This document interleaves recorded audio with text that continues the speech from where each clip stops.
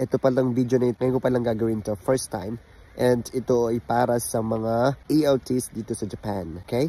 So if you're an ALT and meron kang plano para mag-apply directly sa Board of Education or BOE, hindi dispatch companies, most of the ALTs here in Japan are under dispatch companies. So sa akin, sa part ko, before, galing din ako dispatch companies, and now, hired ako under ako na yung Board of Education, and now, nag-apply ako sa ibang Board of Education, which is mas mataas na offer. Okay, so this is very fresh sa akin kasi kahapon nagpa-interview ako, and I don't wanna let that opportunity and yung feeling sa akin na ma-miss ko yun para hindi ko ma-share sa inyo. And sa mga gustong mag-apply nito, please follow these guidelines or follow this interview or heads up na bibigay ko sa inyo. Ang interview is Japanese. Yan, Japanese talaga yung interview, hindi sa English. Though, nag-apply ka sa English teacher, pero ang interview kapag ikaw ay mag-apply sa Board of Education is dapat marunong ka mag-Japanese. Kasi, ang Board of Education ay wala silang time to look after you pag sinend ka nila sa school. So, gusto nila is yung ALT na marunong mag-work by themselves, sa sarili nila. Okay? So, that's why Japanese ang interview. So, the first question was, please, sabihin mo daw yung pangalan, sabihin mo yung pangalan mo, and saan ka nakatira in Japanese. That's very easy question. And I hope lahat naman siguro kaya mong sagutin yan. Pangalawa, kamusta yung iyong relationship with your JTE or Japanese teacher for English? Siyempre, hindi ka magsasabi ng pangit kahit meron man. Yan. So sabihin mo, siyempre maganda ang naging relationship mo sa kanila, and sometimes you go out with them outside work para makita nila talaga meron kang good relationship with your JTE. Pangatlo, ano ba yung means of transportation mo? Since ako ay meron driver's license, sabi ko magka-car ako. Depende sa inyo yun kung ano yung inyong current situation, ano yung meron kayo. Tapos naging tanong pa sa akin, ito yung maganda, nakakaiba actually, is like hindi sa interview na more in question, it's a situational interview. So binigyan ako ng card, may card doon na ginawa ng mga estudyante. And the topic was, where do you want to go? Where do you want to go? So, very easy sa ating sa mga ELTs na very easy na to answer that. So, binigyan nila ako ng time to sabi niya sa akin, and nagpretend yung interviewer na ako ay Japanese na hindi rin marunong mag-English. Paano mo kaya approach?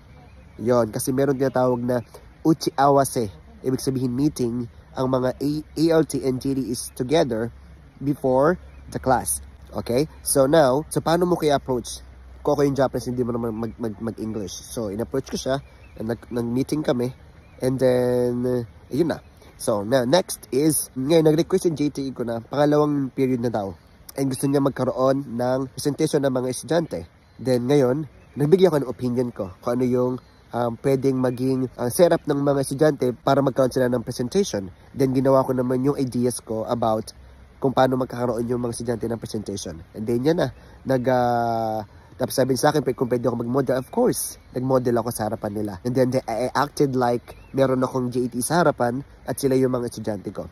So that is the main part ng interview. Yun. So the last question na naalala ko was that, sabi niya sa akin, ano yung part ng Japan? Ano yung meron sa Japan na gusto mo? Ayun. That is in Japanese.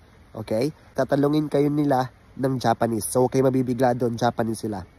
Okay, because sa pagsasalita mo, during the interview, wini-weigh out nila kung gaano ba yung skills mo, kung gaano ka karunong magsalita ng Japanese. Okay? Tinanong nila ako about that question, particular question na sinabi ko is, ano ba yung gusto ko sa Japan? Ano ba yung bagay sa Japan na gusto ko? Yan, sinabi ko, unang-una, syempre, yung kalinisan. Pangalawa, it doesn't matter kung hindi in order. Kalinisan, lahat ng bagay na gusto mo about sa Japan. Kalinisan, safetyness, mababait na mga Japanese, very understanding, and basta anything na positive about Japan, sabihin mo yon. And of course, being an ALT, sinabi ko sa kanila, gusto ko yung Kyushoku. Ang Kyushoku is lunch sa school. Being an ALT, gusto ko, sabi ko yung Kyushoku kasi gusto ko yung lunch sa school. So that means, kaya ko sinabi yon para mapaalam mo sa kanila na wala kang problema pagdating sa mga school's lunch. Alright? So, yun lang naman yung naging part, yung naging content ng aming interview yesterday. And I hope na meron kayong tutunan ngayon. Sana i-check nyo to sa mga magpapa-interview this coming week. May mga kilala akong magpa-interview tomorrow. Last season na last ng interview para sa mga BOEs ngayong buwan, January. Or until next month, I guess. Kasi meron pa pala akong kilala na February 8 ang interview. Anyway, so God bless sa inyong lahat. Sana meron kayong matutunan. And please let me know kung kayo ay nakuha. Let me know kung kayo mag-a-apply so I can message you or you can message me directly sa mga platforms na meron ako. And pwede ko kayong tulungan anytime. Just give me a shout. Alright, so thank you so much for watching and God bless you all. Bye-bye.